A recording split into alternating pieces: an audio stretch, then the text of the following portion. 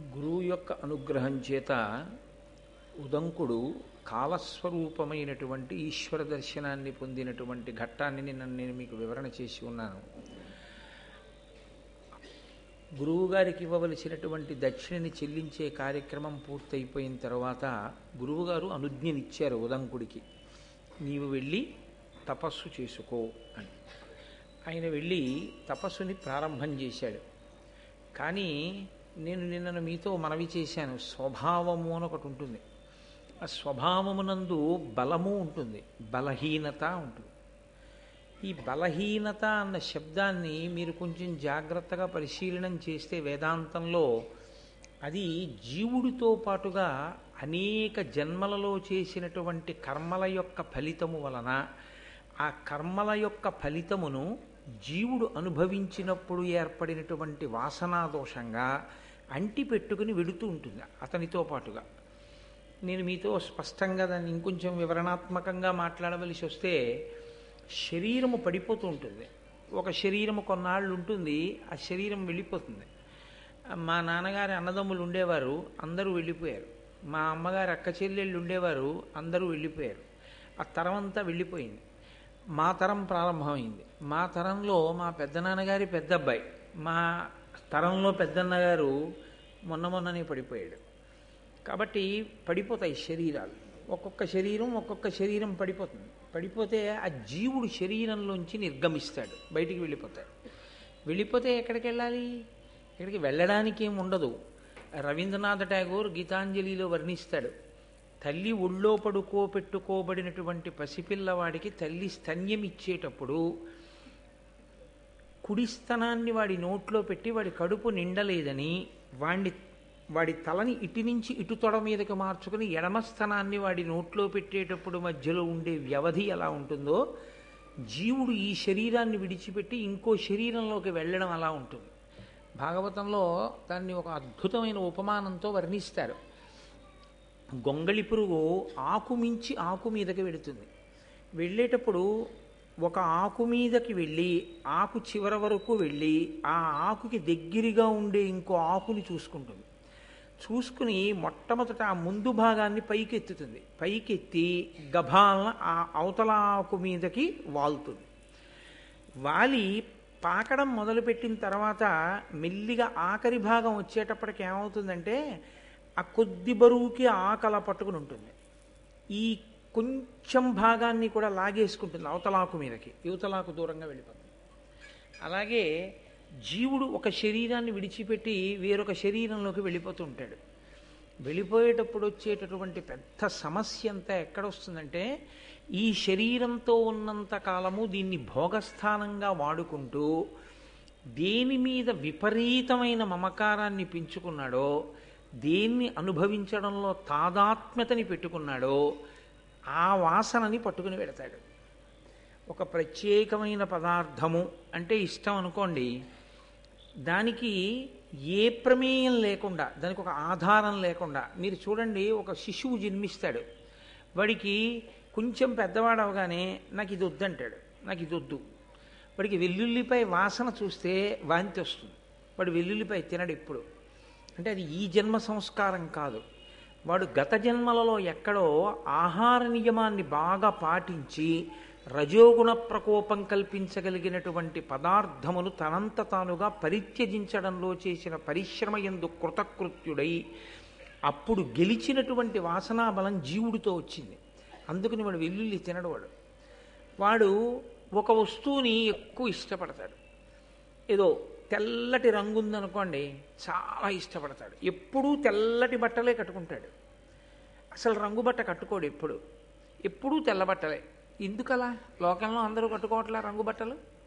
అంటే అతనికి ఈ రంగుల మీద వ్యామోహం పోయి ఏదో సత్వగుణంలో ప్రవేశించాలని ఎప్పుడూ తెల్లటి బట్టలు కట్టుకుని ఉండాలనేటటువంటి సాధన కొంతకాలం చేశాడు గతంలో. ఆ జీవుడు కొంత దూరం వెళ్ళాడు, ఆ సాధన పూర్తి అవ్వలేదు, విడిచిపెట్టాడు. మళ్ళీ ఈ జన్మలోకి వచ్చాడు. ఇప్పుడు అతనికి ఇతర రంగుల వస్త్రాల మీద వ్యామోహం ఉండదు.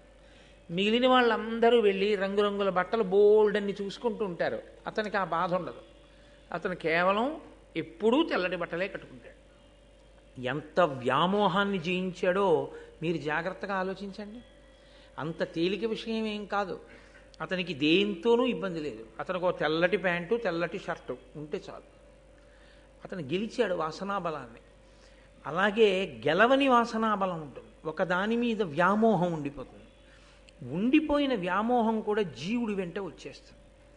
వచ్చేస్తే అందులో చాలా ఇబ్బందికరమైనటువంటి లక్షణం ఏమిటంటే, తాను ఇష్టపడినదేదో ఆ ఇష్టపడిన వస్తువును తాను పొందడంలో ప్రతిబంధకంగా వచ్చినటువంటి వాడు ఎవరున్నాడో వాడి మీద దీర్ఘకాలము కోపం పెట్టుకునేటటువంటి లక్షణమును కలిగి ఉండడం.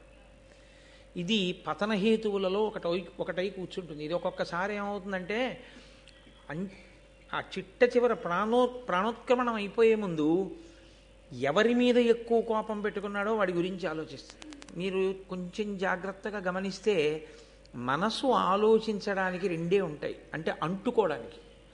మిగిలిన వాటి మించి వెళ్ళిపోతుంది. అలాగా వెళ్ళిపోతూ అది అంటుకుంటుంది. మీరు ఎప్పుడైనా చూసి ఉంటారు, చిన్నతనంలో మా చిన్నప్పుడు గుంటల బోర్డు అని ఒక ఆట ఆడించేవారు. అందులో ఇలా పైకి బోర్డు ఉంటుంది, దాని నిండా గుంటలు ఉంటాయి, కన్నాలు. గోళీలన్నీ కింద ఒక డబ్బా లాంటి దాంట్లో పెట్టి ఒక పుల్లతో ఇలా అనమనేవారు. ఇలా అంటే అది అలా తిరిగి సమతలంగా ఉన్న ప్రదేశం నుంచి వెడితే కిందకు వస్తుంది. అది కానీ ఏదైనా గుంతలోకి వెడితే అందులోకి వెళ్ళి నిలబడిపోతుంది. అలాగే మనసుతో ఉన్న సమస్య ఏమిటంటే, అది ఎప్పుడూ ఖాళీగా ఉండదు. అది సంకల్ప వికల్ప సంఘాతమై అలా వెడుతూ ఉంటుంది ఎప్పుడు. ఈ వెళ్ళడంలో దానికి ఇష్టమైంది కనపడింది అనుకోండి ఆగిపోతుంది, దానికి ఇష్టం లేనిది కనపడింది అనుకోండి ఆగిపోతుంది. రెండింటి దగ్గర ఆగుతుంది. ఇష్టం లేనిది ఏదో జ్ఞాపకానికి వచ్చింది అనుకోండి, ఎంత తప్పు పని చేశాడు రా వీడు, ఎంత బాధ పెట్టాడు రా నన్ను అని అదే పనిగా స్మరణ చేస్తుంది, పట్టుకుంటుంది అక్కడ కూడా. తనకి ఇష్టమైంది అనుకోండి, అబ్బా నాకు ఆ వస్తువు లభిస్తేనా అని దాని గురించి స్మరిస్తుంది. తాను బాగా పట్టుకునేది ఎక్కడ అంటే ఇష్టమైన చోట, ఇష్టము లేని చోట, ఈ రెండు చోట్లే పట్టుకుంటుంది. ఈ రెండు చోట్ల పట్టుకున్నప్పుడు కూడా శక్తి క్షీణించిపోతుంది. ఇందులో చిత్రం ఏమిటంటే, కోప్పడినప్పుడు వచ్చేటటువంటి శక్తిహీనత కన్నా ఆ వస్తువు లభించినప్పుడు కలిగినటువంటి సుఖమునందు ఎక్కువ శక్తి క్షయమైపోతుంది. కాబట్టి ఈ కోపం ఉండిపోవడం అనేటటువంటి స్వభావం అంత తేలిగ్గా గెలవడం సాధ్యం కాదు. అక్కడ నేను తట్టుకోలేనండి అంటాడు, తొందరగా వెనక్కి రాలేడు. ఒక్కొక్కరు కోపం వస్తుంది కానీ మళ్ళీ కొంచెం తొందరగా వెనక్కి వచ్చేస్తారు. అది మంచి లక్షణం. అది అలా తొందరగా వెనక్కి రాగలగడం అనేటటువంటిది అది ఒక ఈశ్వరానుగ్రహం సాధనలో. లేకపోతే అది చాలా దీర్ఘకాలం అలా ఉండిపోయింది అనుకోండి, చాలా ప్రమాదహేతు. అది జీవుడు నశించిపోతాడు దానివల్ల. ఈ దీర్ఘకాలం జ్ఞాపకం పెట్టుకుని తవ్వుకు బాధపడేటటువంటి లక్షణం ఏదుందో దాన్ని క్రోధము అని పిలుస్తారు. అదే లలితా సహస్రనామ స్తోత్రంలో క్రోధాకారాంకుశోజ్వల అని పేరు. అంకుశం మామటివాడు చేత్తో పట్టుకుంటాడు, పట్టుకుని ఏనుగు శరీరం మీద ఇంకెక్కడ పొడవడు ఆ చేతిలో ఉన్న అంకుశంతో. దాని మీద ఎక్కి కూర్చుని దాని కుంభస్థలం మీద పొడుస్తాడు అది పెట్టి. అది ఇంగ్లీష్ అక్షరాల్లో స్మాల్ హెచ్ ఎలా ఉంటుందో అలా ఉంటుంది. అది పెట్టి పొడిస్తే దానికి తలకాయ ఎలా ఉంటుందంటే, మంచి ఎండాకాలంలో తిరిగి ఇంటికి వస్తే తల పగిలిపోతోంది అన్నప్పుడు ఉంటుంది. ఇలా ఒంగుని కూడా లేవలేరు, ధన్ ధన్ ధన్ అంటుంది తల. అంత బాధ పెడుతుంది దానికి. ఆ బాధకి అది లొంగిపోయి మావటి ఏం చెప్తే చేస్తుంది. అంకుశం చూస్తే భయం దానికి. అది తలని ఎలా పొడుస్తుందో, క్రోధము ఎవరు క్రోధం పెట్టుకున్నాడో వాడి తలను అలా పొడుస్తుంది. ఎంత పొడుస్తుందంటే అదే గుర్తు తెచ్చుకుని ఎంత అపకారం చేశాడు రా వీడు అని జ్ఞాపకం తెచ్చుకుని బాధ పెట్టి.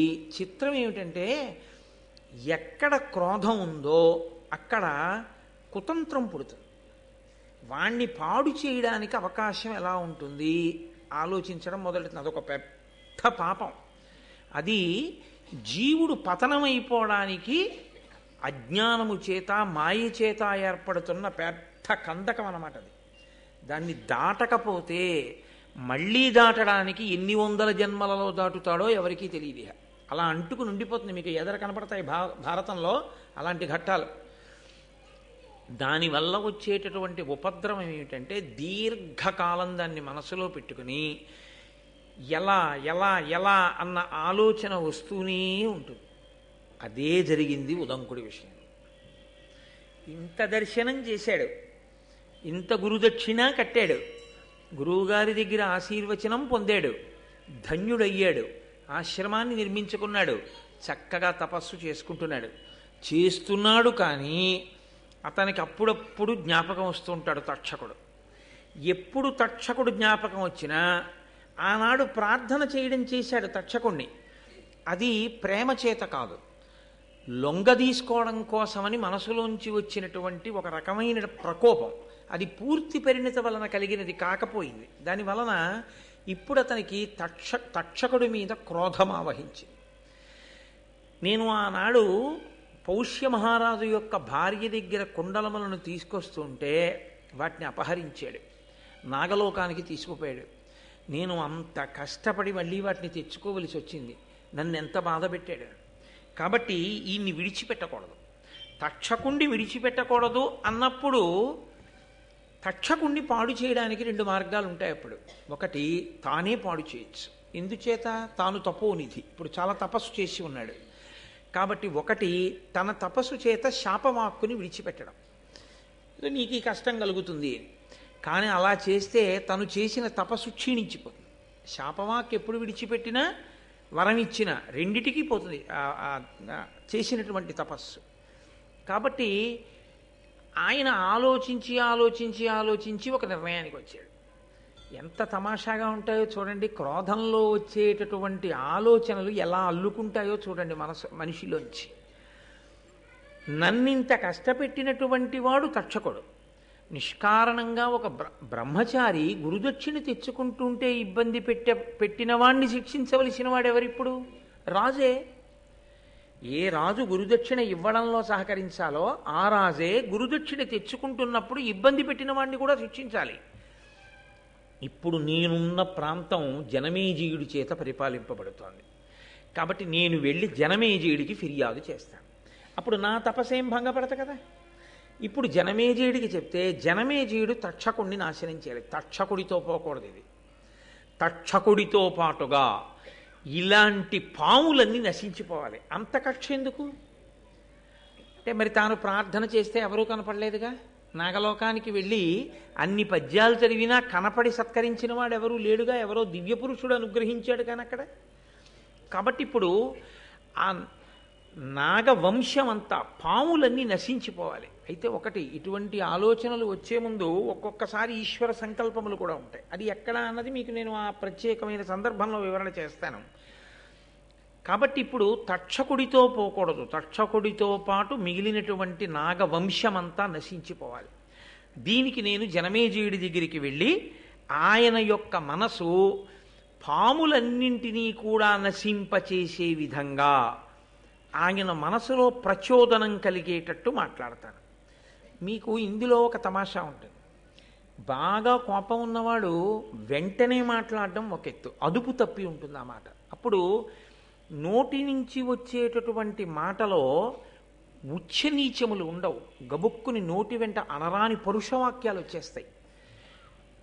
మనసు ఇంకా చాలా అదుపులో ఉంచుకుని మాట మాత్రమే వ్యగ్రతతో ఉంది తప్ప మనసు అంత తొందరగా ఆ తమోగుణానికి రజోగుణానికి పూర్తిగా వశమైపోయేంత స్థితిలో ఉన్నవాడు కాదు ఆయన అని గుర్తు ఏమిటంటే దేనికి కోపం వచ్చిందో అదొకటే మాట్లాడతాడంతే తప్ప నింద చేయడం కానీ నోటి వెంట పరుషవాక్యాలు విడిచిపెట్టడం కానీ తిట్టడం కానీ అలాంటివి రావు. అంటే అదుపులో ఉంది అని గుర్తు. ఇందులో తిన్నగా వెళ్ళి తాను జనమేజయుడికి చెప్పేశాడు అనుకోండి, అది ఏదో అతకని విధంగా తన కోపం అంతా వెళ్ళగక్కినట్టుంటుంది. కానీ అలా ఉండకూడదు. ఇప్పుడు తన కోపం వెళ్ళగక్కడం ప్రధానం కాదు, జనమేజయుడికి కోపం రావాలి తక్షకుడి మీద. ఇప్పుడు తన కోపాన్ని జనమేజయుడి మనసులో పెట్టాలి. పెట్టి నిజమే నేను తక్షకుడి వంశాన్ని నాగుల్ని నాశనం చేసేయాలనేటటువంటి బుద్ధి పుట్టాలి. ఇప్పుడు ఏం చేస్తారో తెలుసా అండి? నేను వెళ్ళి ఇలా చెప్తే ఇలా అంటాడు. అప్పుడు నేను ఇలా అంటే నా బేలతనం బయటికి వస్తుంది. ఏమయ్యా నీ మనసులో ఉన్న రాగద్వేషాలన్నీ నాకు అంటించడానికి వచ్చావా అంటే, నన్ను వాడుకోవడానికి వచ్చావా అంటే మళ్ళీ అదో అవమానం. అందుకని ఒకవేళ అతని వైపు ఎవరైనా సభలో మాట్లాడితే, నేను మాట్లాడితే ఇంకా రాజు మళ్ళీ దాన్ని అలా కాదయా ఇలా జరిగిందేమో అనడానికి అవకాశం ఉండకూడదు. అలా రాజు మనసులో క్రోధం కలగాలి. కాబట్టి నేను ఎలా మాట్లాడితే ఆయన బుర్రకెక్కుతుంది. ఇది బాగా సావధానంగా ప్రణాళిక నిర్మాణం చేయడం. ఇది మరింత ప్రమాదకరమైన స్థితి. ఎందుకో తెలుసా అండి? అవతలవాడి పతనం కోసం యువతలవాడు తన క్రోధాన్ని అణిచిపెట్టి ఇంకొకరి మనసులోకి ఆ క్రోధాన్ని ప్రవేశపెట్టడం కోసం గొప్ప ప్రణాళికని నిర్మాణం చేయడం. ఇది పైకి చూడ్డానికి అబ్బా ఎంత గొప్ప వ్యూహరచన చేశాడండి అనిపిస్తుంది. యథార్థమునకు అవి జారుడు మెట్లు. అలాంటి జారుడు మెట్ల మీద నిలబడిన వాడు జీవుడు కిందకి వెళ్ళిపోతాడు, జీవుడు జారిపోతాడు. ఎందుకనంటే నిన్ను మోసం చేసిన వాడు ఏ పాపాన్ని పొంది ఉన్నాడో మోసం చేసిన వాడి పట్ల చేసేటటువంటి కుట్ర చేత నీవు కూడా అలాగే జారిపోతున్నావు. సమానంగా జారిపోతున్నప్పుడు ఈశ్వరుడు ఇప్పుడు అతన్ని మాత్రమే శిక్షించవలసిన అవసరం ఎక్కడుంది? నీకు శిక్ష వేయవలసి ఉంటుంది. ఎందుకంటే ఈశ్వరుడు శిక్ష వేస్తే చేసిన క్రియకే కాదు, ఇలా చేస్తే బాగుండన్న నీ మానసికమైన వికారానికి కూడా వేయవలసి ఉంటుంది. చిత్రగుప్తుడు అంటే మనసుతో చేసిన దాన్ని కూడా రాసుకుంటాడు కదా మరి ఈశ్వరుడు. అందుకని నీ మనసు యందు రాకూడని ఆలోచనలు వచ్చాయి, రావడమే పాపహేతువు. ఇప్పుడు ఈ పాపహేతువు ఏం చేస్తుందంటే వాణ్ణి శిక్షిస్తే నిన్ను శిక్షించాలి. నువ్వు శిక్షార్హుడవే, నువ్వు పుణ్యాత్ముడవై నిలబడినది ఎక్కడ? నిన్ను కాపాడడానికి నేను బయలుదేరడానికి నువ్వు నన్నే నమ్మి నిలబడింది ఎక్కడ? వాడిని ఎలా పాడు చేయొచ్చని నీ ఆలోచనలు నువ్వు చేయలా అన్న స్థితి వస్తుంది కదా. అందుకని జారుడు మెట్ల మీద నిలబడ్డట్టు క్రౌర్యముతో ఆలోచించి ప్రణాళికా నిర్మాణము చెయ్యడం అనేటటువంటి దాని యందు బ్రాహ్మణునికి అటువంటి వ్యగ్రత అస్సలు పనికిరాదు. బ్రాహ్మణుడు అసలు ఆలోచించకూడదు. ఎందుకనంటే ఆయన ఉదారుడై లోకమునకంతటికీ మార్గాన్ని చూపించవలసిన వాడు. వెంటనే ఉద్ధరించి మనసు సంస్కరింపబడేటటువంటి స్థితి తేవాలి తప్ప అసలు అవతల వారిలో కలిగిన ఆలోచనని కూడా ప్రోత్సహించకూడదు. అటువంటి ఉదంకుడు ఇంత తపస్సు చేసినవాడు ఇటువంటి ఆలోచన, ఇంత గొప్ప వ్యూహ నిర్మాణం చెయ్యకూడదు. దాని వలన ఉదంకుడు ఉన్నతిని పొందుతున్నాడా అని మీరు నన్ను అడిగితే ఏం చెప్పవలసి ఉంటుందంటే ఖచ్చితంగా ఆయన జారుడు మెట్ల మీద నిలబడుతున్నాడు ఇవాళ అని చెప్పవలసి ఉంటుంది. అది ఎవరికైనా అంతే. మహాభారతం అత్యంత సున్నితమైన విషయాన్ని స్పృశిస్తోంది. అందుకే జీవితంలో మహాభారతాన్ని బాగా విన్నటువంటి వారు తాము జారిపోకుండా ఎలా నిలబడాలో తెలుసుకుంటారు. తాము జారిపోకుండా నిలబడితే కదూ అసలు ఆ గౌరవం అలా ఈశ్వరుడి దృష్టిలో మీరు ఏ పని చేస్తున్నా ఎప్పుడూ ఒక విషయాన్ని జ్ఞాపకం పెట్టుకోవాలి. నేను ఈశ్వరునకు జవాబుదారి. ఈశ్వరుడొక్కడు నా ఆలోచన సరళిని గమనించగలిగితే చాలు, నాకు ఏ కితాబులు అక్కర్లేదు. ఈశ్వరుడి దృష్టిలో నేను దోషినైన నాడు లోకమంతా పొగిడినా నే చేసిన నేరాన్నించి నేను తప్పించుకోవడం సాధ్యం కాదు. ఇదొక్కటి పరిశీలనం అలవాటైపోయింది అనుకోండి, మీరు తొందరపడి అధర్మం వైపుకి వెళ్ళలేరు. మీరు ఈశ్వరుణ్ణే గట్టిగా పట్టుకుని ఉంటారు. మీకు ఎక్కువ బాధ కలిగితే దాన్ని ఈశ్వరుడికే వెళ్ళి చెప్పడం అలవాటైంది అనుకోండి, ఈశ్వరుడి కాళ్ళు పట్టుకోవడమే అలవాటైంది అనుకోండి, ఈశ్వరుడికి మీరు విడిచిపెడితే ఆయనకి తెలుసు ఎలా బుద్ధి చెప్పాలో, ఆయనకి తెలుసు మిమ్మల్ని ఎలా రక్షించాలో, మిమ్మల్ని ఎలా కాపాడాలో. అనవసరంగా మనం ప్రణాళికలు వేసేసి మనం జారిపోవడం ఈ జన్మతో పోదు. ఈ క్రోధం జీవుణ్ణి పట్టు కూర్చుందంటే ఎన్ని జన్మల వరకైనా వెడుతుంది. ఇది ఎక్కడి వరకు వెళ్ళిందో తెలుసా అండి? ఇక్కడ మొదలుపెట్టిన కథ ఉదంకుడి మనసులో కృతయుగంలో వచ్చిన ఆలోచన కలియుగం వరకు నడిచింది. దాని ప్రభావం ఒక్క మాట ప్రభావం కృతయుగంలో జనమేజయుడి దగ్గర, కృతయుగంలో ఆనాడు కద్రువ ఇచ్చినటువంటి శాప ప్రభావం కలియుగంలో ఫలించడానికి ఈయన మాట్లాడిన మాట కారణమైంది. అంటే దైవము యొక్క శాసనము అమలు కావడానికి ఇవాళ ఉదంకుడు పనికొచ్చాడు. ఎందుకు పనికొచ్చాడు? రజోగుణ ప్రకోపం ఉండిపోబట్టి పనికొచ్చాడు. అది లేకపోతే ఇతన్ని సాధనం చేసుకోరు, ఇతనికి ఆ అపవాదు వచ్చే అవకాశం ఉండదు. కాబట్టి ఇప్పుడు ఆయన జనమేజయుడి దగ్గరికి వెళ్ళి అంటున్నాడు, మితహిత సత్యవాక్య. ఎంత గమ్మత్తుగా ఉంటుందనుకుంటున్నారు? మామూలుగా వెళ్ళి మాట్లాడినప్పుడు కన్నా అవతల వారి వలన ఒక ప్రయోజనాన్ని సాధించుకోవాలనుకుని బాగా ప్రణాళిక వేసుకుని వచ్చిన వాడు మాట్లాడే మాటలు చాలా పకడ్బందీగా ఉంటాయి. కాబట్టి ఏమని పిలిచాడంటే జనమేజయుణ్ణి పిలుస్తూనే మితహిత సత్యవాక్య జనమేజయ భూజనవంద్య ఏను సుస్థితి గురుదేవ కార్యములు చేయగబోనుటెరింగి వంచనోన్నతమతి అయి అకారణమున నాకపరాధము చేసే తక్షకుండు అతి కుటిల స్వభావుడు పరాత్మ విశేష వివేక శూన్యుడై.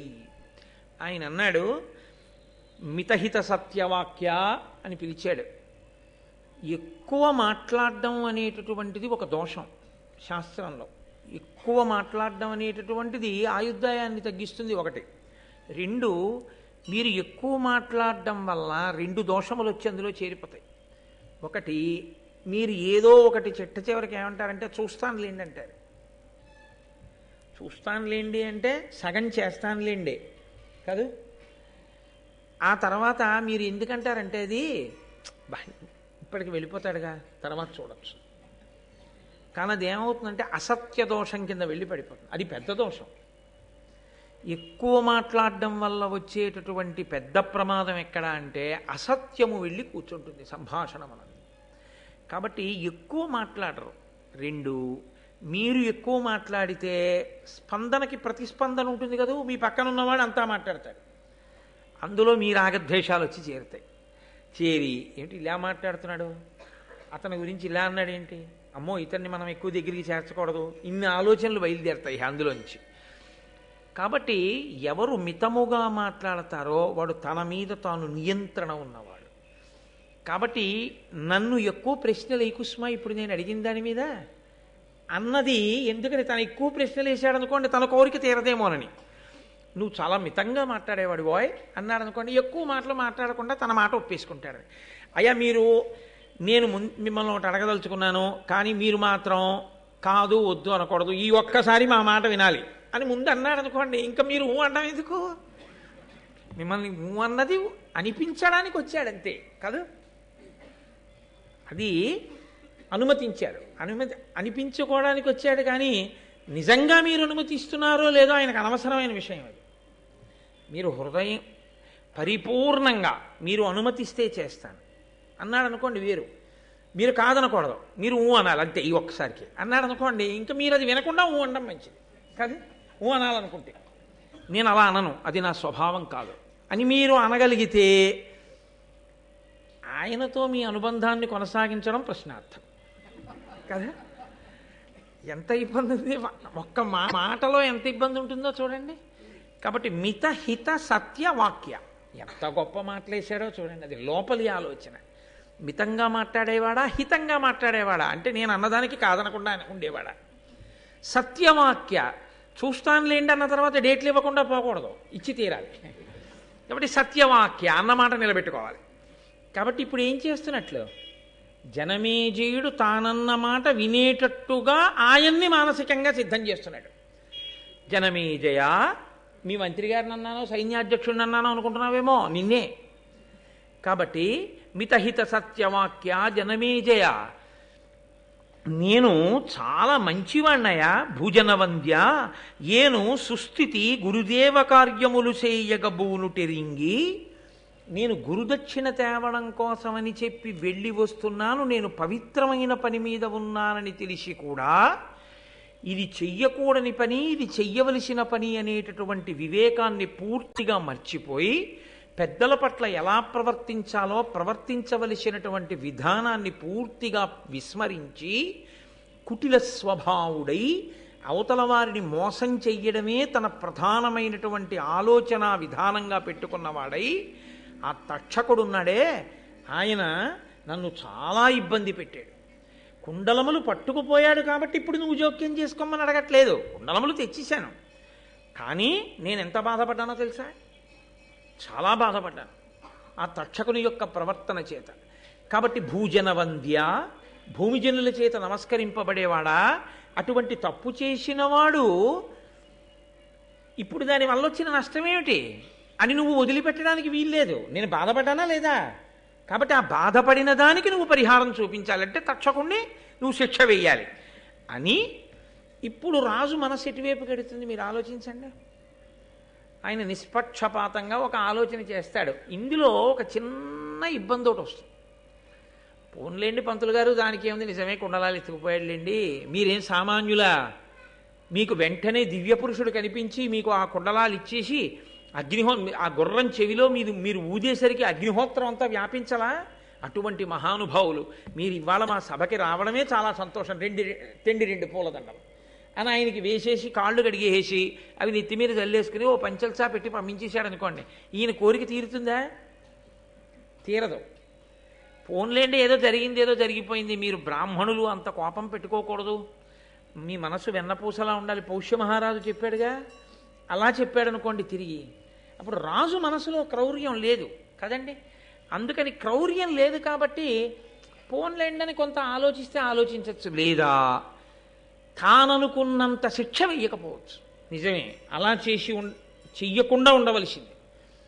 కాబట్టి తక్షకుడు ఎక్కడున్నా సరే పట్టి తీసుకొచ్చి తక్షకుడికి కొంత శిక్ష వేస్తానన్నాడు అనుకోండి, సరిపోతుంది ఆయనకి?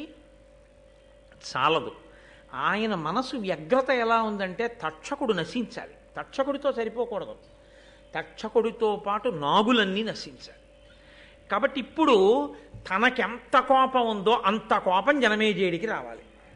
కాబట్టి ఇప్పుడు ముందు తనెందుకు వచ్చాడో తన వైపు నుంచి చెప్పాడు, ఇప్పుడు ఇంకొక మాట చెప్పాడు. ఎంత గొప్ప ఆలోచన చేశాడో చూడండి. ఇప్పుడు అన్నాడు, అనవరతార్థదాన యజనాభిరతున్ భరతాన్వయాభివర్ధను సకల ప్రజాహిత విధాను ధనంజయ సన్నిభున్ భవజ్జనకు పరీక్షితున్ భుజగజాల్ముడసహ్య విశోగ్ర ధూమకేతన హతి చేసిన తిదాంతు కృతాంత నికేతనాతిథిన్. ఆ తక్షకుడు నాకు మాత్రమే అపకారం చేసినవాడు కాదు, అనవరతార్థదాన యజనాభిరతున్, మహానుభావుడు అడిగిన వాళ్ళందరికీ లేదనకుండా దానాలు చేసినవాడయా నీ తండ్రి. భరతాన్వయాభివర్ధను, భరత వంశాన్నంతటినీ కూడా పెంచినవాడు, గొప్పగా వంశాన్ని పెంచినవాడు, సాక్షాత్తు నీకు తండ్రి. సకల ప్రజాహిత విధాను, సకల ప్రజల యొక్క హితమును కోరి పరిపాలన చేసినటువంటి వాడు. ధనంజయ సంధిభున్, అర్జునుడితో సమానమైన వాడు. భవజ్జనకు, ఇక్కడ తీసుకొచ్చి పెట్టాడు మాట. ఇంత పొగిడి ఎవరనుకుంటున్నావో? భవజ్జనకు నీ తండ్రి పరీక్షిన్ మహారాజుని. ఆ తక్షకుడు ఏం చేశాడో తెలుసా? భయంకరమైనటువంటి తన యొక్క విషము అనబడేటటువంటి అగ్ని జ్వాలల చేత దహించి యమధర్మరాజు సదనానికి అతిథిగా పంపించాడు. లేకపోతే మీ తండ్రి ఇంకా ఎంతకాలం రాజ్యం చేయవలసింది? మీ తండ్రిని పొట్టన పెట్టుకున్నవాడు ఆ తక్షకుడే. ఈ మాట అనేసరికి ఎంత కాదన్నా జనమేజయుల్లో తాను కోరిన ప్రతిస్పందన వస్తుంది కదండి. ఇది ఆయన ఆలోచన. మా నాన్నని చంపేశాడు కదూ. తక్షకుడు ఎందుకు చంపాడు? ఒక బ్రాహ్మణ వాక్కు కొరకు చంపాడు. శృంగి అనబడేటటువంటి మహర్షి కుమారుడు ఒకడు శపించాడు, నేటికి 7వ రోజు లోపల నువ్వు తక్షకుని యొక్క విషము చేత మరణిస్తావు అని శాపవాక్కు విడిచిపెట్టాడు. ఆ శాపవాక్కు నిజమవ్వాలి కాబట్టి తక్షకుడు వచ్చి చంపాడు. దాన్ని ఎంత చమత్కారంగా చెప్పాడో చూడండి ఆయన. అంటే ఏదైనా సరే అవతల వారికి కోపం తెప్పించేటట్టుగా మాట్లాడగలిగినటువంటి ప్రజ్ఞ, వాక్కు ఎంత దూరం వెడుతుందో, వాక్కు ఎంత శక్తివంతమైందో చెప్తున్నారు. ప్రహ్లదుడైన అతను కాదనకిట్టిపాటి అపకారము తక్షకుడేక విప్ర సంబోధన చేసే నృపపుంగవ నీవు అనేక భూసురాపాదిత సర్పయాగమున భస్మము చేయుము తక్షకాదికాకోదర సంహతిన్ హుతమహోగ్ర సమగ్ర శిఖాచయంబులన్. తక్షకుడు ఎందుకు చంపేశాడో తెలుసా మీ నాన్నని? తక్షకుడికి మీ నాన్నకి ఏమీ వైరం లేదు. మీ నాన్నగారు తక్షకుడిని ఎప్పుడూ ఏమీ అనలేదు. ఎవరో ఒక బ్రాహ్మణుడు మారు పలకలేదన్న కోపంతో మీ తండ్రి ఆయన మెడలో ఒక మృత సర్పాన్ని వేశాడు. తండ్రి మెడలో మృత సర్పాన్ని వేశాడన్న మాటకి కోపం వచ్చి ఆ ముని యొక్క కుమారుడు నేటికి 7వ రోజు లోపల నువ్వు తక్షకుడి వలన మరణిస్తా అన్నాడు. అంటే ఇప్పుడు తక్షకుడికి 2 మార్గాలు ఉన్నాయి. ఒకటి శృంగి మాటకి చంపేయడం, 2 శృంగి మాటకి చంపకపోవడం. ఎందుకు చంపకుండా ఉండొచ్చు? మీ నాన్న ఎంత గొప్పవాడో ఇందాక చెప్పే కదా, ఇక్కడ చెప్పలేదు, ముందే చెప్పాడు పద్యంలో. అర్జునుడితో సమానుడు, లోకమునంతటినీ కూడా అంత గొప్పగా పరిపాలించినవాడు, నిరంతరము పరమభక్తితో యజ్ఞయాగాది క్రతువులు చేసినవాడు, దానధర్మములు చేసినవాడు. అటువంటి వాణ్ణి ఒక బ్రాహ్మణుడు తక్షకుడు చంపుతాడని అన్నాడని వెళ్ళి చంపేశాడు తప్ప, ఆ బ్రాహ్మణుడి దగ్గరికి వెళ్ళి మధ్యలో నేనా దొరికాను నీకు, నే చంపుతానని శాపవాక్యెందుకు విడిచిపెట్టావు? నేనెందుకు చంపాలి పరీక్షిత్తుని? పరీక్షిత్తు లాంటి ప్రభువు శరీరం విడిచిపెడితే ఈ లోకాన్ని రక్షించడానికి మళ్ళీ అటువంటి ధర్మాత్ముడు ఎక్కడి నుంచి వస్తాడు? ఎందుకంత తీవ్రమైన వాక్కు విడిచిపెట్టావు? నేను నీ మాట వినను, నేను కరవను. అలా కరవకుండా ఉన్నందుకు నాకు కూడా శాపవాక్కు ఇస్తావా? ఇస్తే ధర్మం కోసం నేను కూడా శరీరం వదిలిపెడతాను తప్ప నేను ప్రభువుని చంపను అనగలిగాడా తక్షకుడు? ఇప్పుడు క్రోధం ఎవరిలోకి ఎడుతోంది? ఒక ఇంజెక్షన్ పట్టుకొని అవతల వారిలోకి ఎక్కించినట్లు తనలో ఉన్న క్రోధం ఏ స్థాయిలో ఉందో అంత స్థాయిలో ఆయనలోకి పంపిస్తున్నాడు. ఇప్పుడు పరిష్కారం కూడా చెప్పేశాడు. ఇంకా మళ్ళీ ప్రత్యేకంగా దీనికి నేనేం చెయ్యాలని ఆలోచన రావక్కర్లేదు పరీక్షిత్ జనమేజయుడికి. ఎంత గొప్పగా చెప్పాడో చూడండి. నృపపుంగవ నీవు అనేక భూసురాపాదిత సర్పయాగమన భస్మము చేయుము తక్షకాదికాకోదర సంహతిన్ హుతవహోగ్ర సమగ్ర శిఖాచయంబులన్. ఒక బ్రాహ్మణుడన్న మాటకి తక్షకుడు చంపేశాడు మీ నాన్నని. నువ్వు చాలామంది ఋత్విక్కుల్ని తీసుకురా, కూర్చోబెట్టు. వాళ్ళందరూ కలిసి ఒక్కొక్క పాము పేరు చెప్పి స్వాహ అంటారు. ఆ పాము పడిపోవలసిందే. ఒక బ్రాహ్మణుడి మాటకి తక్షకుడు వెళ్ళి మీ నాన్నని చంపేయచ్చు, ఆ బ్రాహ్మణుడి మాటకి పావులు వచ్చి అగ్నిలో పడక్కర్లా? మీ నాన్న విషయంలో ఓ నీతి, బ్రాహ్మణులు వచ్చి చెప్పిన తర్వాత ఈ పావుల విషయంలో ఒక నీత, వాళ్ళని వచ్చి పడిపోమ్మను. చిట్ట చివర తక్షకాయ స్వాహ అనమను, తక్షకుడు కూడా వచ్చి అగ్నిలో పడిపోతాడు. అప్పుడు నువ్వు పీటల మీద కూర్చుని ఏమయ్యా బ్రాహ్మణ వాక్కుకి మా నాన్నని చంపావుగా, బ్రాహ్మణ వాక్కుకి నువ్వు చావు అను. నీ పగ తీరుతుంది రాజా. తండ్రిని చంపినవాడు హాయిగా అక్కడ తిరుగుతూ ఇంకా లోకాన్ని నాలాంటి బ్రహ్మచారుల్ని ఇబ్బంది పెడుతుంటే నువ్వు ఇక్కడ చూస్తూ కూర్చున్నావా? కాబట్టి సర్పయాగం చెయ్యి, ఋత్విక్కుల్ని పిలిపించి స్వాహాకారంతో పావులన్నిటిని పడగొట్ట అగ్నిహోత్రంలోకి. ఎంత కోపం వస్తుందండి! ఇక్కడ ఒకే ఒక చిన్న మినహాయింపు ఉంది ఇప్పుడు జనమేజయుడు మాట్లాడడానికి. ఎందుకని? నృపాలక అన్నాడు కదా, భూమిని పరిపాలించేవాడు రాజు. ఆయన ఒక మాట అనొచ్చు, నిజమేనయ్యా చంపవలసిందే తక్షకుణ్ణి. తక్షకాయ స్వాహాని యాగమన్నా చేయిస్తాను, తక్షకుణ్ణి చంపడానికి నేనన్నా పెడతాను. తక్షకుడు మా నాన్నని చంపితే పావులన్నింటినీ నేను ఎందుకయ్యా చంపడం? అవేం చేశాయి?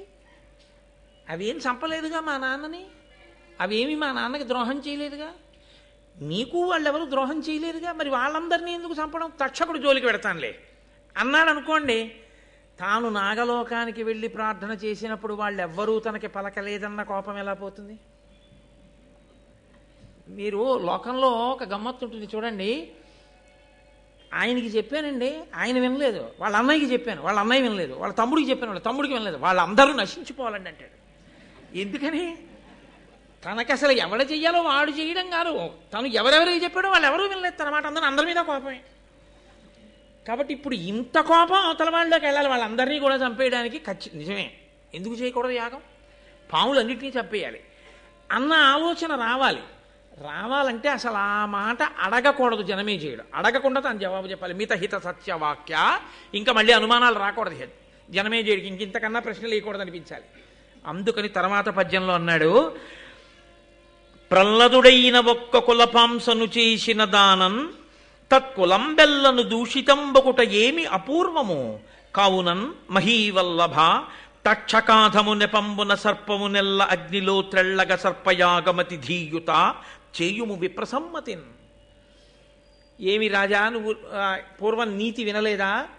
ఒక కులంలో ఒక్క దుర్మార్గుడు జన్మిస్తే ఆ దుర్మార్గుడి కారణంగా కులమంతా నశించిపోతుంది, ఆ జాతి నశించిపోతుంది. అలా ఇంతటి దుర్మార్గుడు పరీక్షిత్తు వంటి ధర్మాత్ముడినే చంపినటువంటి తక్షకుడు పుట్టిన కులం నశించిపోవద్దు. కాబట్టి ఆ పావులన్నీ పోవలసింది.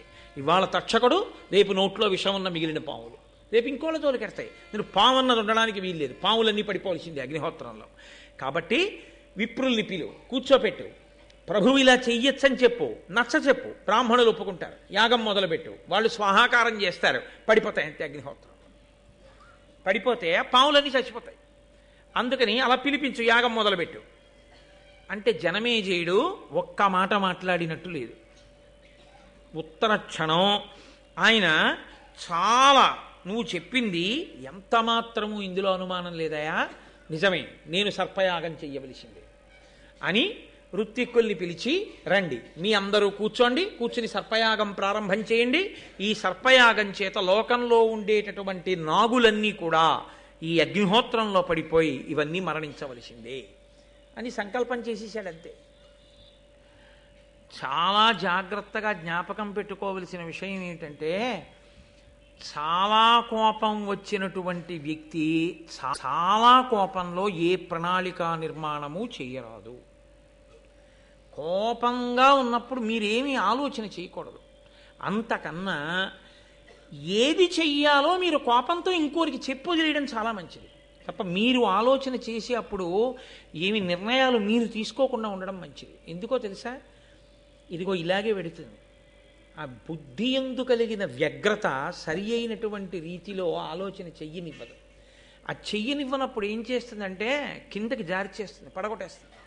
అలా పడిపోకుండా ఉండాలి అంటే అంత కోపంగా ఉన్నప్పుడు మీరు ప్రయత్నపూర్వకంగా కాసేపు మీరు ఆలోచన చేయడం ఆపేసి దాన్ని వదిలిపెట్టేయడం కోసమని మార్గాన్ని ఎంచుకోవాలంతే. లేకపోతే దీర్ఘకాలం దాని యొక్క పరిణామం ఆశ్చర్యకరంగా వెళ్ళిపోతుంది. కాబట్టి ఇప్పుడు ఇంత జనమేజయుడు అంగీకరించాడు. అందుకే మహాభారతంలో చెప్పినటువంటి ఏ విషయమైనా సమాజమునందు ఏ కాలములో ఏ వ్యక్తికి అన్వయము కానిది ఉండదో వ్యాసుడు గుండెల మీద చెయ్యేసుకు చెప్పాడు. నేను భారతంలో చెప్పినటువంటి ఏ విషయమైనా సమాజమునందు ఏ వ్యక్తికి ఏ సందర్భంలోనూ అన్వయము కాదన్నది లేదు. మనలో అందరం కోపాలు వచ్చిన వాళ్ళమే, కోపాలు వచ్చినప్పుడు ఆలోచించిన వాళ్ళమే, ఆలోచించి ప్రణాళికా నిర్మాణాలు చేసేసే ప్రయత్నాలు చేసిన వాళ్ళమే, చేసి ఒక్కొక్కరు గోతిలో పడిపోయిన వారే, ఇబ్బందుల్లోకి వెళ్ళిపోయిన వారే. గబుక్కుని చూడండి, క్రోధం వచ్చి చేసినటువంటి ఒక్క తప్పుకి యావజ్జీవితం కారాగారంలోకి వెళ్ళిపోతాడు.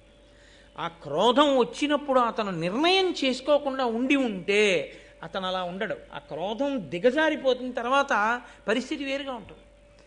అది ఒంటిని ఆవహించి ఉండగా నిర్ణయం మాత్రం చేయకూడదు. ఎప్పుడు నిర్ణయం చేయడం, ఆలోచన చేయడం, ప్రణాళికా నిర్మాణం చేయడం, క్రోధంలో చేసిన దాని యందు యుక్తాయుక్త విచక్షణ ఉండదు. అత్యంత ప్రధానమైన విషయాన్ని వ్యాస భగవానుడు, నన్నయ్య భట్టారకుడు కూడా ఇవాళ స్పృశిస్తున్నారు. ఇది ఎన్నడో జరిగిన కథ, ఎప్పుడో చెప్పిన మాట అని మీరు అనుకోకండి. నేను ఇంతకన్నా మీకు దీని గురించి వివరణ చేసి చెప్పక్కర్లేదు. కానీ మీరందరూ ప్రాజ్ఞులు, మీరు ఇప్పటికే దీని సందేశాన్ని అందుకుని మీరు బాగా ఆలోచన చేసుకుంటే దీని వలన మనం ఎంత అమృతాన్ని పొందవచ్చో జీవయాత్రలో ఈ జన్మలో ఇప్పుడు కాదు, ఎన్ని జన్మల వరకో జీవుడితో పాటుగా పట్టికిడిపోకుండా క్రోధాన్ని మనని మనం ఎలా నిగ్రహించుకోవచ్చో మనకి మహాభారతంలో ప్రత్యేకించి ఈ ఘట్టం మనకి తెలియచేస్తుంది. ఇప్పుడు వింటున్న వాళ్ళు ఎవరు ఈ విషయాలు? నైమిషారణ్యంలో కూర్చున్న మునులు. వాళ్ళు ముక్కున వేలేసుకున్నారు. అన్న ఎంత మాటయా, జనమేజయుడు సర్పయాగం మొదలుపెట్టాడా? అందులోకి వచ్చి పావులన్నీ పడిపోతాయా? పావులన్నీ కాలిపోతాయా? అగ్నిహోత్రుడికి ఒక లక్షణం ఉంది, ఆయన హవ్యవాహనుడు. కదండి. ఆయనలో ఏదైనా వేస్తే, వైదికంగా మంత్రం చెప్పి బ్రాహ్మణులు వేస్తే దేని కొరకు పుచ్చుకుంటాడంటే దేవతలకి పట్టుకెళ్ళి ఇవ్వడానికి పుచ్చుకుంటాడు. ఆయన హవ్యవాహనుడు అని పేరు ఆయనకి. హవ్యం కానీ కవ్యం కానీ, పితృదేవతలకి ఇస్తే కవ్యం అంటారు, దేవతలకి ఇస్తే హవ్యం అంటారు.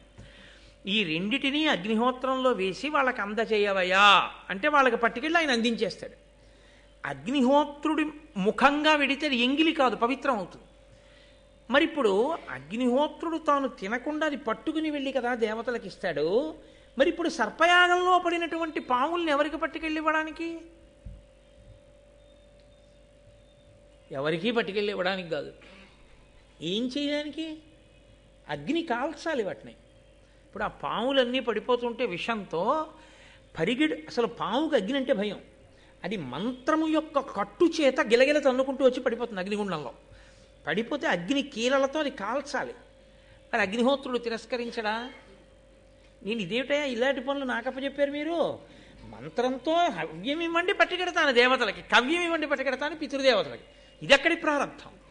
మీరు మంత్రం చెప్పి పాముల్ని తీసుకొచ్చి నాలో బారేస్తే నేను కాల్సిన అదే పనిగా ఇక్కడ కూర్చుని ఒకటా రెండా? ఎన్ని పాములు, ఎన్ని రంగుల పాములు, ఎన్ని తెల్ల పాములు ఎదర చూతురు. కానీ ఒక్క కద్రో కొడుకుల పేర్లే అంత విచిత్రంగా ఉంటాయి. ఇన్ని పాములు వచ్చి పడిపోతుంటే ఆయన కర్మ వీటన్నిటినీ కాల్చడం. ఎంత వాసన అదంతా. ఆయన కాల్చడం ఏమిటయా? ఎంత గొప్ప ప్రశ్న వేశారో చూడండి. ఆయన ఎలా కాల్చాడు, జనమేజయుడు ఎలా చేశాడు ఈ సర్పయాగాన్ని? పోని ఈ జనమేజయుడు చేసినటువంటి సర్పయాగంలో సర్పములన్నీ పడిపోయి ఉంటే పాములు ఉండకూడదుగా? అసలు ఇక పామన్నది మిగలకపోతే పాముల జాతి ఉండకూడదుగా? అంతరించిపోవాలి. మరి పాముల జాతి అంతరించిపోకుండా పాములు ఉన్నాయంటే అన్ని పాములు పడలేదుగా. కొన్ని పాములు ఉండిపోయాయి. కొన్ని పాములు ఉండిపోయాయంటే ఆ యాగం పూర్తి అవ్వలేదుగా. మధ్యలో ఆగిపోయిందనమాట. ఎక్కడ మధ్యలో ఆగిపోతేనే కదా కొన్ని పాములు మిగిలే. కొన్ని పాములు మిగిలితేనే కదా ఇప్పుడు పాములు ఉన్నాయి. మరి అలా ఎందుకు ఆగిపోయింది యాగం మధ్యలో? మామూలుగా ఓ యాగం మొదలెట్టి యజ్ఞపురుషుడు వచ్చేసి పాయస పాత్ర ఇచ్చేస్తే పూర్తి చేసేయచ్చు. కోపం ఉన్నవాడు మొదలెడితే కోపం తీరే వరకు జరుగుతుంది కదండి. కోపం ఉన్నవాడు మొదలుపెట్టిన యాగాన్ని మధ్యలో ఆపడానికి కోపం ఎందుకు తీరిపోయింది? కోపం తీరిపోవడానికి పరీక్షిత్ బతికాడా? మళ్ళీ బతకడగా. మరి అటువంటిప్పుడు ఎందుకు ఆపాడు? ఎందుకు ఆగింది యాగం? అయ్యి బాబోయ్ మాకు చాలా ఆతృతగా ఉంది సుమా ఈ విషయాలన్నీ వినేయాలని. తొందరగా చెప్పవయ్యా, మాకు బాగా అర్థమయ్యేటట్టుగా మహానుభావ సౌతి ఏదా విషయాలు చెప్పు, మేము వింటాం. కాబట్టి ఇప్పుడు ప్రశ్న ఎక్కడ మొదలైందో జవాబు అక్కడే మొదలవ్వాలి. అది శిష్యుని యొక్క ఆర్తి. వైదికంగా వచ్చారు వాళ్ళు. కాబట్టి ఇప్పుడు సూతపుత్రుడైనటువంటి సౌతి కూడా, ఉగ్రశ్రవసుడు కూడా అంత అందంగానూ ఆ విషయాల్ని వివరణ చెయ్యాలి. కాబట్టి ఆయన భృగు వంశం దగ్గర మొదలుపెట్టాడు. మీరు ఈ విషయాల్ని ఎక్కడా కూడా ఈ ఒకదాంతో ఒకదానికి ఉండేటటువంటి సంబంధాన్ని మాత్రం మర్చిపోకూడదు. ఎందుకో తెలుసా అండి? మళ్ళీ నేను ఒక 5-6 రోజులు పోయాక సర్పయాగానికి వస్తాను. ఇక్కడ విడిచిపెట్టిన సర్పయాగాన్ని ఒక 5-6 రోజుల ఉపన్యాసాలు అయిపోయిన తర్వాత, అందులో రాబో కాలంలో బహుశಃ రేపటికి వస్తుందేమో అత్యద్భుతమైన ఘట్టం. మహాశివరాత్రి నాటికి వస్తోంది. ఈశ్వరుని యొక్క అనుగ్రహం, గరుత్మంతుని యొక్క పుట్టుక, అమృతాన్ని తీసుకురావడం, ఆ ఘట్టం, కద్రు వినతల యొక్క ఘట్టం రేపు ప్రారంభం అవుతుంది. అసలు మహాభారతానికి అంతటికీ పునాది అది. కాబట్టి ఆ ఘట్టాలన్నీ పూర్తయిపోయిన తర్వాత మళ్ళీ నేను సర్పయాగం దగ్గరికి వస్తాను. అప్పుడు మీరు ఇది ఎప్పుడు చెప్పావు నన్ను అడగకూడదు. ఇక బాగా జ్ఞాపకం పెట్టుకుని ఉండండి ధారణ. కాబట్టి ఇలా ఎలా జరిగింది మాకు చెప్పమని మునులు అడిగారు. అడిగితే భృగువంశం దగ్గర ప్రారంభం చేశాడు. ఆ భృగువు ఆయన భార్య పులోమ, వాళ్ళిద్దరూ ఆశ్రమంలో చాలా అన్యోన్యంగా చక్కగా ఆనందంగా జీవితం గడుపుతున్నారు. గృహస్థాశ్రమంలో జీవితం ఎలా ఉండాలో అలా భృగువు జీవితాన్ని గడుపుతున్నాడు. గృహస్థాశ్రమము అనేటటువంటి మాటకి అర్థం తెలియకుండా గృహస్థాశ్రమంలో ఉండడం కన్నా దోషం ఇంకోటి లేదు. బ్రహ్మచర్యాశ్రమమునందు అంటే బ్రహ్మచారిగా ఉంటే నేనే బ్రహ్మచర్యంలో ఉంటాను. నేను గృహస్థాశ్రమంలోకి వస్తే అర్థం ఏమిటో తెలుసా అండి? మా ఆవిడ ఇంట్లో ఉంటానని గుర్తు. మనమేమంటామంటే నా ఇంట్లో మా ఆవిడ ఉందంటాం, తప్పు. గృహస్థాశ్రమము అన్న మాటకు అర్థం ఏమిటంటే నా భార్య ఇంట్లో నేను ఉంటున్నాను అని. అది ఎలా సంభవం అని మీరు అడుగుతారేమో. గృహము కదండి, గృహము అంటే ఇల్లు. అప్పటి వరకు తనకి ఇల్లు అనేం లేదు. అప్పటి వరకు గురువుగారి ఆశ్రమంలో కూర్చున్నాడు. ఉదయం సాయంకాలం 2 వేళల యందు అగ్నిహోత్రంలోకి తీసుకెళ్లి సమిధలు వేస్తాడు. సంధ్యావందనం చేసుకుంటాడు. గురువుగారు చెప్తే వెడతాడు. భిక్షాన్నం తీసుకొస్తాడు, లేకపోతే ఆ సమిధలు పట్టుకొస్తాడు, దర్భలు పట్టుకొస్తాడు. గురువుగారు చెప్పిన పాఠం వింటాడు, వేదాన్ని వల్లి వేసుకుంటాడు. గృహస్థాశ్రమ ప్రవేశమునందు ఏమవుతుందంటే చాలా నియమాలు వదిలిపెట్టేస్తాడు. ఇది నిన్న మీకు మనవి చేశాను కదా, కంటికి కాటుక పెట్టుకోవడం మొదలు పెడతాడు, అదేంటి పూలదండలు వేసుకోవడం మొదలు పెడతాడు, తాంబూలం వేసుకోవడం మొదలు పెడతాడు. ఇవన్నీ మొదలు పెడితే గృహస్థాశ్రమం. గృహము అంటే ఇల్లు, గృహస్థు అంటే ఇంటి యందు ఉన్నవాడు. ఎవరి ఇంటి యందు? గృహిణి ఆవిడిది పేరు. ఈయన గృహస్థు అంటే గృహమునందు ఉన్నవాడు. గృహిణి గృహము తనదిగా కలది. ఇల్లు ఎవరిది? ఆవిడిది. నేను ఆఫీస్కి వెళ్ళి ఉద్యోగం చేసి జీతం ఇవ్వగానే నేను ఇలా తీసుకోగానే వేదాంతమునందు అది ఎవరితో తెలుసా అండి? మా ఆవిడిది. మా ఆవిడిదంటే నా విషయమే అనుకోకండి, మీ అందరి విషయంలో. వేదం మనందరికీ ప్రమాణమే. అలాగే వ్యాపారం చేసి డబ్బట్టుకొచ్చాడు, ఆయనది కాదు, ఆవిడిది. ఆవిడికి తెలియదండి. ఆవిడికి తెలియకుండా నేను బ్యాంకులో వేసి వచ్చానండి. ఆవిడికి తెలియకపోవచ్చు, వేదాంతంలో ఆవిడిది ఆ డబ్బు. ఆయనెవరు? ఆవిడిదైన ఐశ్వర్యం దగ్గరికి వెళ్ళి ఈయన కూర్చున్నాడు ఆ ఇంట్లో. ఆవిడ కూర్చొని ఇచ్చింది. రామయ్య కూర్చో, ఒప్పుకుంటున్నానంది. అందుకే ఆడపిల్ల ఎప్పటికీ తండ్రిదే. చతుర్థీ విభక్తి వేసి కన్యాదానం చేయరు. ఆడపిల్ల గురించి మాట్లాడే అధికారం తండ్రికి ఎప్పుడు ఉంటుంది. అందుకే ఉభయ వంశాల్ని తరింపచేస్తుంది. ఆడపిల్ల ఇంట్లో ఆయన ఉన్నాడు, అల్లుడు గారు ఉన్నాడు తప్ప అల్లుడు గారింట్లో అమ్మాయి ఉంది అని వేదాంతంలో చెప్తే తప్పది. నా కూతురు విషయమైనా అంతే, మీ కూతురు విషయమైనా అంతే. మీ అమ్మాయి ఇంట్లో అల్లుడు ఉన్నాడు, మా అల్లుడింట్లో మా అమ్మాయి లేదు. ఐశ్వర్యం అంతా నా కూతురిది. నా కూతురి ఐశ్వర్యాన్ని నా అల్లుడు అనుభవిస్తున్నాడు అంతే. నా విషయమైనా అంతే. నా భార్య ఐశ్వర్యాన్ని నేను అనుభవిస్తున్నాను. నా భార్యకి ఐశ్వర్యం లేకపోతే నేను ఇక్కడ కూర్చుని మాట్లాడే అదృష్టం నాకు పట్టదు. దాని ఐశ్వర్యం ఉంటేనే, దానికి కూడా ఐశ్వర్యం ఉంటేనే నాకు ఈ సభాపూజ్యత, లేకపోతే ఇది ఉండదు. అందుకే ఇల్లు ఇల్లాలు అంటారు. ఇల్లు తనది, ఆమెది. అందుకని ఇల్లాలన్న మాట ఆవిడిదే. గృహస్థాశ్రమము అన్న మాటలో అర్థం ఏమిటంటే ఆవిడదైన ఇంట్లోకి ఈయన పెడతాడు తప్ప ఈయన ఇంట్లోకి ఆవిడొస్తోంది అనకూడదు వేదాంతంలో. నేను మీకు ఏమైనా అనుమానం ఉంటే నేను చెప్పిన విషయంలో మీరు వేదభాష్యం చదువుకోండి, లేకపోతే వేదం తెలుసున్న పెద్దల్ని వెళ్ళి అడగండి. కోటేశ్వర ఇలా చెప్పారు నిజమేనండి. అది గృహస్థాశ్రమం అంటే. కాబట్టి ఇప్పుడు గృహస్థాశ్రమంలో అలా వెళ్ళిన తరువాత ఇద్దరికీ కూడా పవిత్రమైనది ఒకటి ఉంటుంది. అదే ఆడదాని జన్మ హక్కు. ఆడది తరించేది దేనికి తరిస్తుందంటే ఈ ఒక్క కారణం చేతనే బాగా తరిస్తుంది. ప్రధాన హోమము అని ఒకటి చేస్తారు వివాహంలో. రాత్రి ఏదో 1:37 వివాహం అనుకోండి, పాణిగ్రహణమో లేకపోతే ఒకళ్ళనొకళ్ళు చూసుకోవడమో ఏదో ముహూర్తం. కొన్ని చోట్ల పాణిగ్రహణం, కొన్ని చోట్ల మాంగళ్య ధారణం, కొన్ని చోట్ల ఒకరినొకరు చూసుకోవడం. జీలకర్ర బెల్లం పెట్టడం కాదు, చూసుకున్న తర్వాత జీలకర్ర బెల్లం పెడతారు. ముహూర్తానికి జీలకర్ర బెల్లం పెట్టడం కాదు, తెరదించి చూడడం ప్రధానం. ఒకరి కన్నులొకరు చూసుకుని ఈ ముహూర్తమునకు నిన్ను నేను చూశాను, నన్ను నువ్వు చూస్తున్నావు, మన ఐశ్వర్యము నిలబడుగాక అని అడుగుతాడు అతను. కాబట్టి అయం ముహూర్త సుముహూర్తోస్తు అంటే అవును ఇది సుముహూర్తమే అని మనం వెళ్ళి అక్షతలు వేస్తాం. కాబట్టి ఇప్పుడు ఆయన ఏం చేస్తాడంటే వివాహం అవగానే, అంటే సుముహూర్తం పూర్తవగానే, అది రాత్రి 1 గంట అవ్వచ్చు 2 అవ్వచ్చు, వెంటనే తన పత్నిని తీసుకుని వేదిక మించి కిందకి దిగి తండ్రి గారి అగ్నిహోత్రం ఉంటుంది, ఆయన చేసి ఉండాలంతే శాస్త్రంలో.